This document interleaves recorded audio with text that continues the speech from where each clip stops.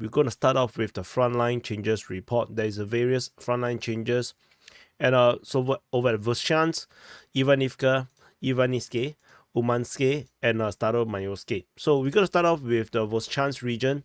So over the Voschans region, there is some good news for the Ukrainian side. So the Ukrainian forces has been geolocated in 2 different locations in the where the major combat is happening.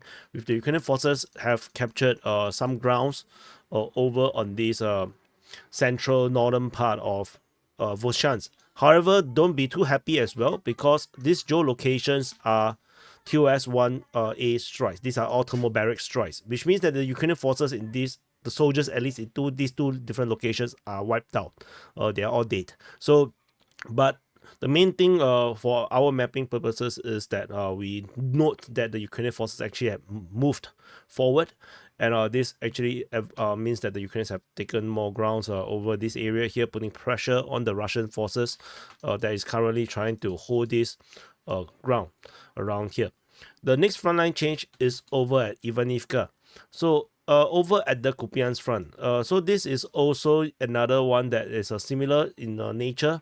Ukrainian forces basically taken grounds around in the northern part of Ivanivka, but the circumstances is similar for this geolocation. Again, this is actually a drone. Ukrainian forces getting hit by a drone on their, I think, infantry fighting vehicle. So, but it does invalidate the Russian claim that Ivanivka has been captured, according to the Russian Defense Ministry and Ryaba.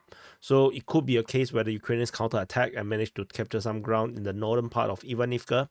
So that's all for the Ivanivka in the Kupiansk front. The next frontline change is over at very similarly named Ivaniske, over at the Bakhmut front. So in case you do not know, where are we? Just now we were here, so now we are going here. So over at the Bakhmut front, this is Bakhmut city.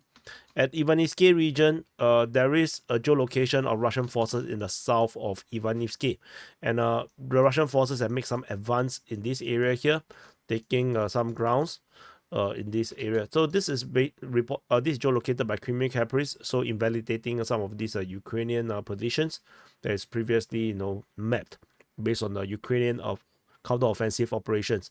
So now the Russians are back in the south of Ivaniske. The next frontline change is over at the Adievka front at Umanske. So a very small little change. This is mapped by Deep State UA, the pro-Ukrainian source, showing that the Russian forces have taken another tree junction. Tree, like no plants, tree junction, not tree. No, so the Russian forces have advanced further and are putting pressure on the Ukrainians that is trying to defend this salient over here, just off Semenivka. So the Russians are now pushing in. So the last frontline change is over at Staromayorske, over at the Donetsk front. In this area here, the Ukrainian lines collapsed, with the Russian forces making massive advances.